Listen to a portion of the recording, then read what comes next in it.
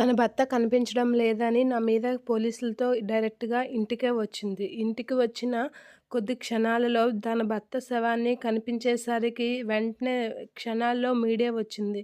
అయినా ఇదంతా మనకు తెలిసేలోపు అంత జరిగిందంటే ఇది ప్రీ ప్లాన్ కాకపోతే ఇంకేంటి అని రాజు అంటూ ఉంటాడు. ఆ మాటలకి కావ్య అయితే ఆలోచిస్తూ ఉంటుంది. ఇక సుభాష్ కూడా ఆలోచిస్తూ ఉంటాడు. అదే టైంలో స్టేషన్ నుంచి బయటకు వస్తున్న కావ్య దగ్గరికైతే అనామిక వచ్చి నీ భర్తని ఉరికంబం ఎక్కించే వరకు నేను ఊరుకోను అని చెప్పేసైతే అంటూ ఉంటుంది. నా భర్తని చంపిన నీ భర్తని అస్సలు వదిలిపెట్టను అని అనామిక అంటూ ఉంటుంది.